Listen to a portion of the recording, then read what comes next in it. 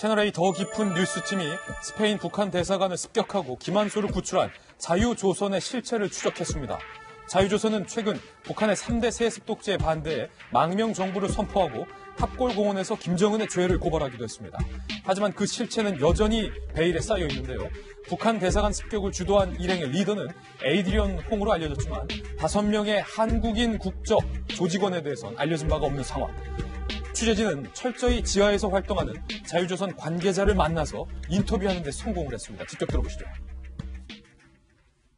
스페인 북한 대사관 사건. 에이드리언 홍이 자유조선의 리더가 맞습니까?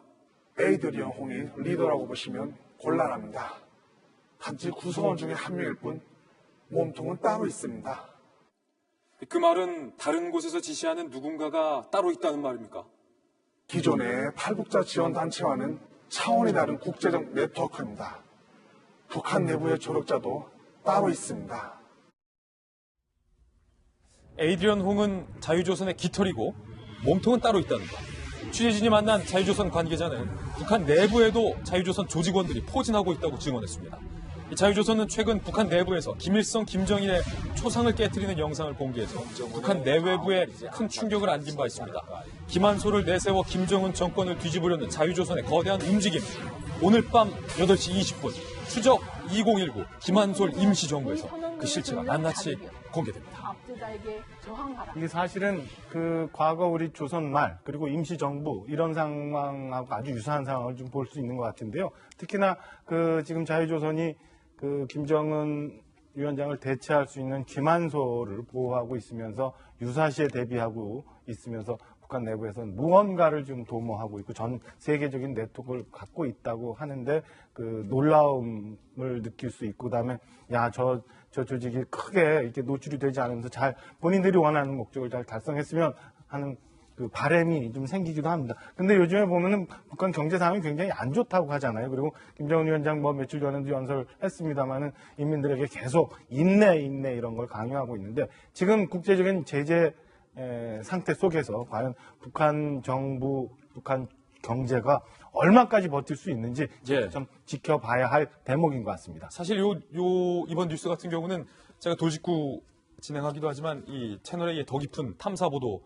뉴스팀에도 소속되어 있는데 저희 팀이 자유조선 관계자를 어렵사리 만난 건데 조금 전에 이 에이드리언 홍이 깃털이다, 몸통은 따로 있다. 그리고 오늘 밤에 뭐 자세히 보도될 내용이겠지만 미리 말씀드리면 김영주 의원님, 그 김정은에 의해서 숙청당한 이 북한의 주요 공직자의 자녀들도 그러니까 아버지나 어머니가 김정은에게 숙청돼서 목숨을 잃었는데 그 자녀들이 자유조선의 멤버로 있는 것으로 지금 취재 결과 이야기를 들었거든요. 네.